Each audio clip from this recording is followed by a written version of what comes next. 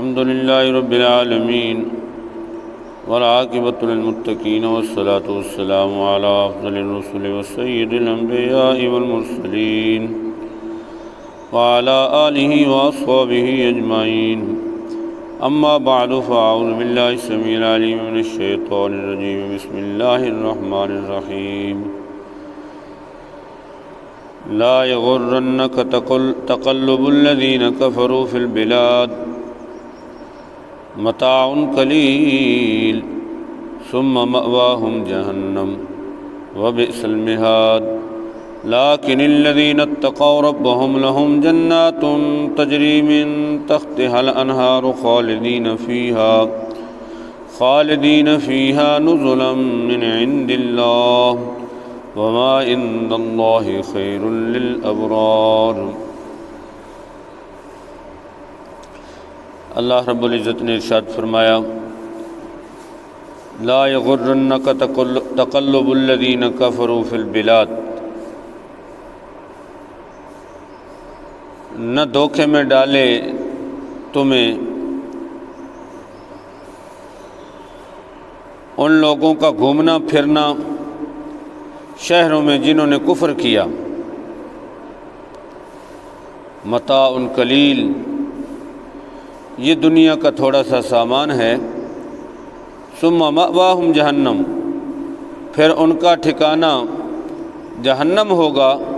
وبئس المہاد، اور وہ بہت ہی برا ٹھکانہ ہے. لیکن الذین اتقوا ربہم، لیکن وہ لوگ جو اپنے رب کی ذات سے ڈر گئے، لہم جنات تجری من تحتها الانہار، ان کے لیے ایسے باغات ہیں جن کے نیچے نہریں جاری ہیں. خالدین فیہا، وہ ان میں ہمیشہ رہیں گے. نزلا من عند اللہ، یہ مہمانی ہے اللہ کی طرف سے. وما عند اللہ خیر للابرار، اور جو ابدی نعمتیں اللہ کی طرف سے ہیں تو وہ نیک لوگوں کے لیے، نیکوکاروں کے لیے بہتر ہیں. ان آیات بینات میں یہ واضح فرمایا گیا کہ دنیا کا راحت اور سکون کس کے لیے ہے، اور جنت کی ابدی نعمتیں کن لوگوں کے لیے ہیں. مسلمانوں کی ایک جماعت نے جب کافروں کو دیکھا کہ یہ تو بڑی ٹھاٹھ باٹ کے ساتھ رہتے ہیں اور انہیں کسی قسم کی کوئی فکر نہیں ہوتی، مال و دولت کی ریل پیل اور بڑے خوشحال زندگی گزار رہے ہوتے ہیں، تو ان کے دل میں خیال آیا کہ یہ اللہ کے نافرمان اور دشمن، اور اس طرح کے راحت اور سکون میں ٹھاٹھ باٹ کے ساتھ، اور ہم مسلمان جو تکلیف میں ہیں، مشقت میں ہیں، نہ ہی اتنی مالی پوزیشن مستحکم ہے، تو اس وجہ سے ان کے دل میں یہ خیالات پیدا ہوئے تو اللہ رب العزت نے انہیں تسلی دینے کے لیے ارشاد فرمایا کہ لا یغرنک تقلب الذین کفروا فی البلاد، ان کا شہروں میں گھومنا پھرنا، ملکوں میں سیر و تفریح کرنا، اور ان کی ظاہری ٹھاٹھ باٹھ اور مال و دولت یہ تمہیں دھوکے میں نہ ڈالے. ارشاد فرمایا یاد رکھو یہ دنیا کا تھوڑا سا سامان ہے، یہ مزے اڑا رہے ہیں اور ان کی لگامیں جو ہیں کھلی کر دی گئی ہیں. متاع قلیل، یہ دنیا کا تھوڑا سا سامان ہے اور ان کا جو انجام ہوگا وہ بہت برا ہوگا. فرمایا ثم مأواہم جہنم، پھر ان کا ٹھکانہ جہنم ہوگا. وبئس المہاد، اور یہ بہت ہی برا ٹھکانہ ہے. تو ان لوگوں کی طرف خیال مت کیجیے. تم اللہ کے حضور باوجود اس اسرت کے، تنگی کے، اللہ کے حضور اپنی جبین نیاز جھکاتے جاؤ، ان لوگوں کی طرف دھیان نہ کرو. آگے ارشاد فرمایا کہ جو لوگ اس دنیا میں رہ کر اپنے مالک و مولا کی مرضی کے مطابق اپنی زندگیاں گزارتے ہیں اور تقوی اختیار کرتے ہیں۔ فرمایا لیکن الذین اتقوا ربہم، لیکن وہ لوگ جو اپنے رب سے ڈر گئے اور اس کی بارگاہ میں جنہوں نے زمین نیاز جھکا دی، تنگی اسرت کے باوجود انہوں نے اوپر اٹھا کے ان مالداروں کی طرف نہیں دیکھا، بلکہ اپنے رب کی بارگاہ میں انہوں نے زمین نیاز جھکائی، ان کے دلوں میں اپنے رب کا ڈر پیدا ہو گیا، تو ان کی کیا شان ہے؟ فرمایا لہم جنات تجری من تحتہا الانہار، ان کے لیے ایسے باغات ہوں گے جن کے نیچے نہریں جاری ہوں گی اور ان میں وہ ہمیشہ رہیں گے۔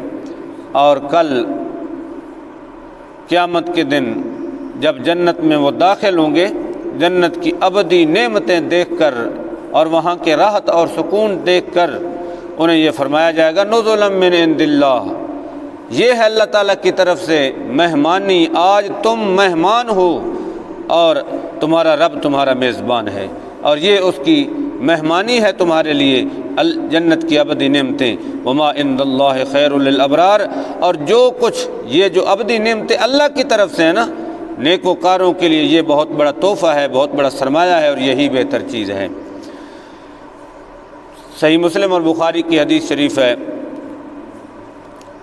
حضرت عمر رضی اللہ تعالیٰ عنہ حضور کے در رحمت پہ تشریف لے گئے، دیکھا کہ حضور ایک چٹائی نما بوریے پر تشریف فرمائے، موٹی موٹی رسیاں، اور حضور کے بدن مبارک پر غالباً قمیص نہیں، آپ اس چٹائی پر سو رہے ہیں، آرام فرما ہیں، سر کے نیچے تکیہ ہے چمڑے کا جس میں ناریل کے ریشے بھرے ہوئے ہیں۔ تو آپ بیدار ہوئے، اٹھے تو جسم مبارک پر رسیوں کے نشان موجود تھے۔ حضرت عمر رضی اللہ تعالیٰ عنہ دیکھ کر حیران ہوئے اور رو پڑے۔ کریم آقا صلی اللہ علیہ وسلم نے نگاہ رحمت فرمائی، آپ نے پوچھا عمر روتے کیوں ہو؟ عرض کی حضور آپ کی حالت دیکھ کر کہ یہ کیسر و کسریٰ کے بادشاہ کس طرح ناز و نخرے سے ہیں، ان کے لیے نرم و نازک بستر اور بڑے راحت اور سکون، اور آپ سلطان دارین ہو کر اس چٹائی پر آرام فرما ہیں۔ تو نبی کریم علیہ الصلوۃ والتسلیم نے مسکراتے ہوئے ارشاد فرمایا، اے عمر تمہیں یہ پسند نہیں کہ ان کے لیے دنیا ہو اور ہمارے لیے آخرت ہو؟ تو آج یہ عیش و عشرت کا جو سامان ہے، یہ راحتیں ہیں، یہ سکون ہے، یہ آج اس دنیا میں تھوڑا سا انہیں یہ سیر و تفریح کے لیے اور خوش طبعی کے لیے سامان فراہم کیا گیا ہے، اور جنت کی جو ابدی نعمتیں ہیں وہ ان اللہ کے بندوں کے لیے ہیں، لہذا پریشان نہیں ہونا چاہیے۔ اللہ تعالی ہمیں صبر اور قناعت کے ساتھ اپنی زندگیوں کو بسر کرنے اور قرآن و سنت کے مطابق ڈھالنے اور اپنی بارگاہ میں ہمیں اپنی جبین نیاز جھکانے کی توفیق نصیب فرمائے۔